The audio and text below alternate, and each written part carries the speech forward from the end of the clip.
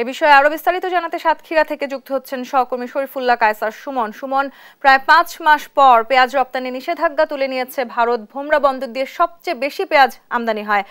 কবে থেকে আমদানি শুরু হতে পারে, ব্যবসায়ীরা কি বলছেন সে বিষয়ে জানাবেন।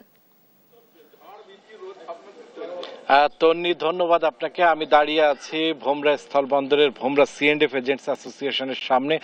আপনি জানেন যে প্রায় 5 মাসের বেশি সময় আগে থেকেই ভারত পেঁয়াজ রপ্তানিতে একটা নিষেধাজ্ঞা আরোপ করে। তারপরে কিন্তু সেই 27শে এপ্রিল সেই নিষেধাজ্ঞা কিন্তু শিথিল করেছে এবং দক্ষিণ এশিয়ার 3টি দেশ সহ মোট 6টি দেশে কিন্তু আবারও রপ্তানির ঘোষণা দিয়েছে এবং সেই রপ্তানির ঘোষণার প্রেক্ষিতে বাংলাদেশের যে বাজারে যে অস্থিতিশীল অবস্থা কিছুটা শুরু হয়েছিল, বলতে গেলে আজকের পাইকারি বাজারে যে দরটি চলছে সেটি হচ্ছে 60 বা 62 টাকা পাইকারি বাজারে, সেটি কিন্তু কিছুটা হলেও কমবে বলে ধারণা করা হচ্ছে।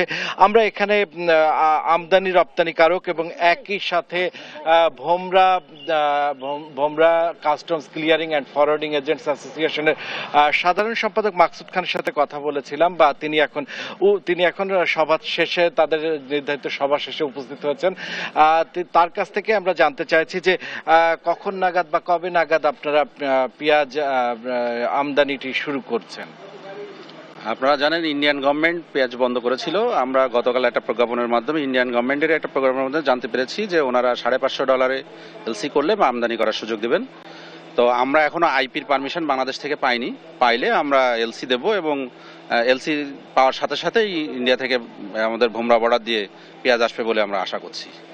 হ্যাঁ, আমরা যেমনটি শুনছিলাম তন্নি, যে এলসি আইপির অর্ডারটি পেলে এবং একই সাথে এলসি করলেই কিন্তু পেঁয়াজ আমদানিটি শুরু হয়ে যাবে এবং এখন কিন্তু তাহলে এই পেঁয়াজ আমদানিটি শুরু হলে সাতক্ষীরা সহ বাংলাদেশের বাজারে পেঁয়াজের যে দর ঊর্ধ্বগতি এবং সেটি রোধ হবে বলে সবাই মনে করছে, কারণ সামনেই তো ঈদুল আজহা এবং পেঁয়াজের চাহিদাটি সর্বোচ্চ এই সময়টিতেই নির্ধারণ হয়, সেটি আপনি জানেন।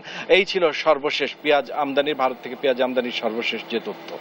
সুমন, ধন্যবাদ আপনাকে। দর্শক, ভারতের পেঁয়াজ রপ্তানি নিষেধাজ্ঞা তুলে নেওয়ার বিষয়ে বিস্তারিত জানাতে যুক্ত হয়েছিলেন শরীফুল্লাহ কায়সার সুমন।